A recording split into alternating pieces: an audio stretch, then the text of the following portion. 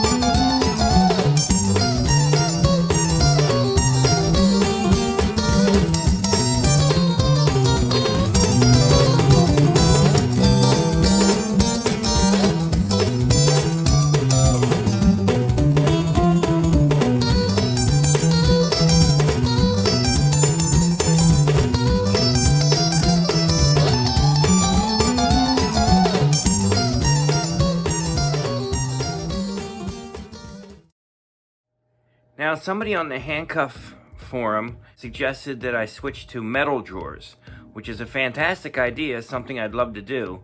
But the problem is, number one, trying to find a place around here that sells them.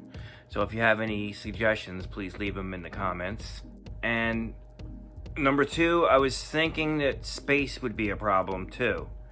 But if I use the handcuff cabinet that I have now to store all of my magic prints and posters and large paper items, because that's what it was designed for anyway, that might free up enough room in the library to put in a big metal drawer system for the handcuffs. Whenever I start organizing anything, I usually get distracted halfway through by whatever shiny object catches my eye. In this case, I was looking at my old Romer cuffs. Now, I already did a video on these a while ago. These were patented in 1880 by a guy named Hermann Ahrend, A-H-R-E-N-D. There's a lot of names connected with these things. My stamping's very faint, so it's not even worth me going like that. You got Ahrend, the guy that patented them.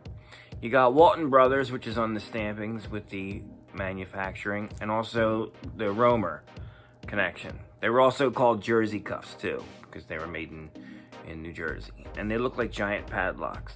But the reason I pulled these out was because even though I still only have this pair and I didn't get a pair of leg irons yet, my collection of Romer locks has grown. I don't think you've seen one or two of the new ones. I'll show you a close-up of this.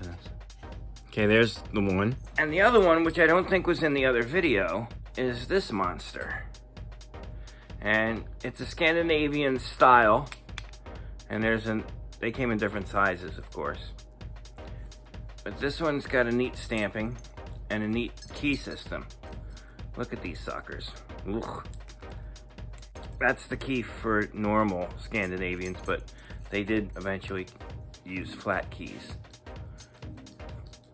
And each little notch corresponds to a lever that's just a nightmare inside. Very secure locks. I don't know why they still don't use these things. Oh, as I've shown in the other videos, like I said, it has a very similar in appearance to a giant padlock. And again, one of my dreams is to find the leg irons. I haven't gotten them yet, but sometimes you'll see just one side of these pop up and they'll be listed as a padlock. But of course the giveaway is if there's a hole for the swivel, because you wouldn't have that on just a regular padlock. You have it on a pair of handcuffs for the connecting chain. Neat little key, neat little covers over the keyholes. And like I said, unfortunately my stamping is really bad.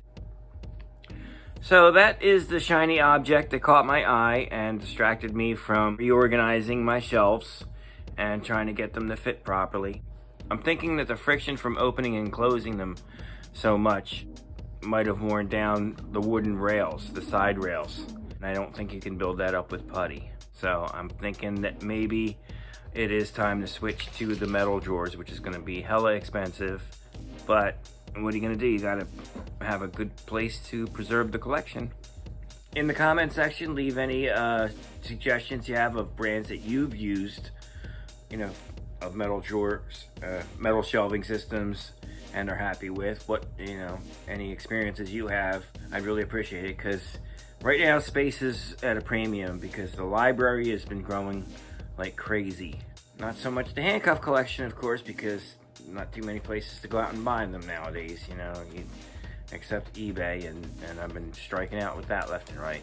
But in the meantime, I'm planning on getting an awful lot of crap done around the house this week. So stay tuned and stay safe.